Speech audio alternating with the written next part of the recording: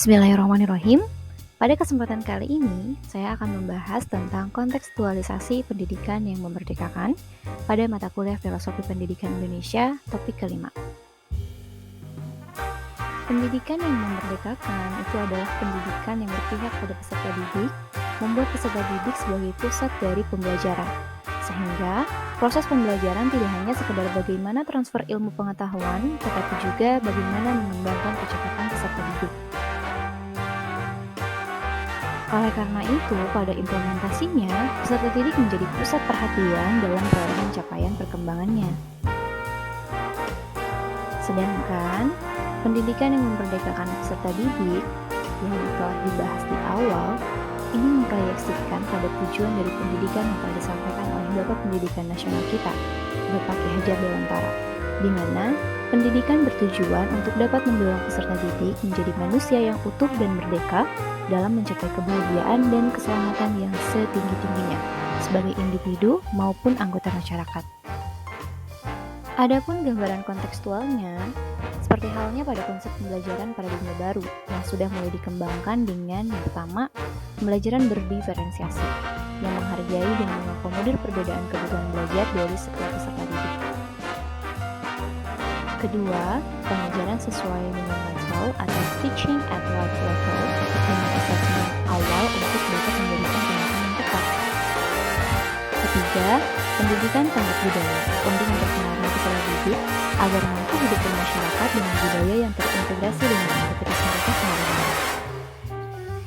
Adapun kontekstualisasi dari pendidikan yang memerdekakan dan berpihak kepada peserta didik di sekolah, ini sudah dikembangkan oleh beberapa sekolah, di antaranya adalah Sekolah Kembang, di mana kontekstualisasinya berorientasi terhadap kesadaran dan motivasi internal. Sekolah berupaya untuk bisa mendorong kesadaran dan motivasi internal kepada peserta didik dan mendorong anak aktif dan mandiri hingga siap sebagai anggota masyarakat dan memberikan metode yang meningkatkan penalaran peserta didik. Tentunya ini berorientasi terhadap perkembangan dan pencapaian peserta didik sehingga mereka bisa mampu menjadi bagian dari masyarakat. Selanjutnya, Sekolah Erudio, di mana uraian kontekstualisasinya membuat peserta didik menentukan tujuan pembelajarannya sendiri. Hal ini tentu mendorong kemandirian bagi peserta didik untuk mampu mengambil keputusan dan mengambil tindakan. Pembelajarannya berbasis proyek dan riset, di mana tantangannya adalah pembiasaan bagi peserta didik. Karena tentu para peserta didik tidak terbiasa untuk bisa menentukan pembelajaran atau menentukan proyek dan riset yang akan mereka lakukan. Dan di sekolah ini mendorong hal tersebut dengan pembiasaan-pembiasaannya. Yang ketiga ada SDN 101 Bongan, di mana uraian kontekstualisasinya adalah optimalisasi pemenuhan sarana dan prasarana, sehingga pembelajaran itu tidak hanya terjadi di kelas. Dan tentunya hal ini membutuhkan daya dukung dari guru dan juga masyarakat. Dan yang terakhir ada Sanggar Anak Akad, di mana uraian kontekstualisasinya mendorong kepada kesadaran bahwa setiap anak memiliki potensi dan akal yang perlu dituntun. Dan proses pendidikan menjadi proses humanisasi yang terjadi secara terus-menerus. Tentu hal ini juga akan mendorong kemandirian dari peserta didik.